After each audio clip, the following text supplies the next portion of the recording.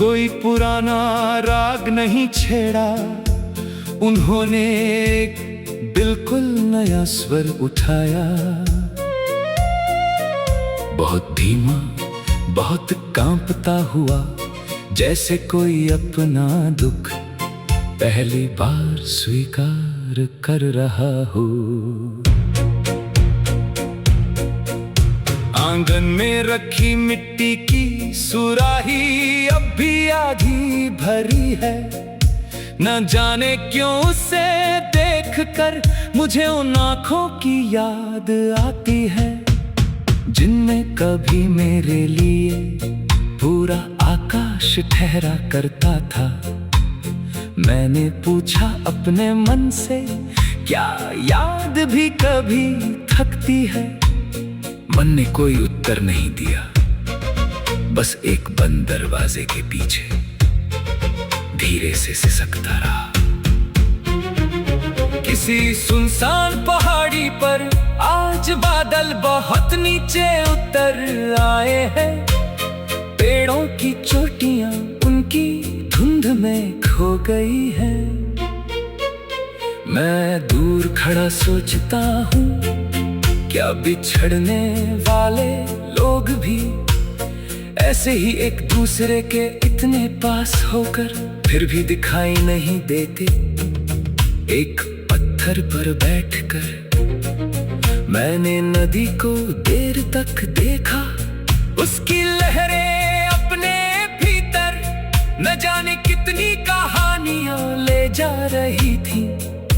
मैंने अपना दुख भी उसकी धारा में छोड़ना चाहा, पर दुख लौट कर किनारे पर आ बैठा। शायद कुछ पीड़ाएं जल में नहीं बहती, वे रक्त की तरह धड़कनों में घुल जाती हैं। आज पहली बार मैंने तुम्हारी तस्वीर नहीं देखी, उसकी जगह आंखें बंद कर ली। अजीब बात है, तस्वीर के बिना तुम अधिक स्पष्ट थी। चेहरा नहीं, बस एक अनुभूति, एक सांस, एक धीमा स्पर्श, एक ऐसा मौन जिसे कोई शब्द छू नहीं सकता। रात के अंतिम पहर, जब दीपक की लौ बहुत छोटी हो गई, मैंने उससे कहा, तुम भी थक गए क्या? लौ कांपी, फिर कुछ पल और जलती रही। उस छोटी सी रोशनी में मुझे अपने जीवन का उत्तर मिल गया। शायद जीना यही है, जब भीतर सब कुछ बुझ रहा हो, तब भी किसी छोटी सी आशा को अपने हाथों से ढंक कर बचाए रखना। अब तुम्हारे लौटने की प्रतीक्षा नहीं, अब केवल उस दिन की प्रतीक्षा है, जब तुम्हारी याद मुझे रुलाए नहीं, बस हल्के से मुस्कुरा दे। उस दिन मैं समझूंगा कि विरह हार नहीं था, वो तो एक लंबी साधना थी, जिसने मेरे भीतर एक अनसुना राग जन्म दिया। वो राग किसी सभा में नहीं बजेगा, किसी मंच पर नहीं गाया जाएगा, वो केवल तेरी सांसों में रहेगा।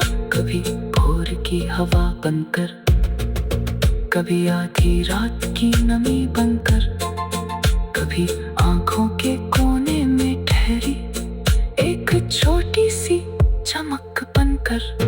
और यदि किसी दूर शहर में कभी तुम्हें अचानक बिना कारण मन उदास हो जाए, तो उसे संयोग मत समझना। शायद मेरी कोई अधूरी तान समय की सीमाएं पार कर भी तुम्हारे पास पहुंची होगी, वही तान जिसमें प्रेम अभी भी जीवित है, पर मिलन की कोई मांग नहीं।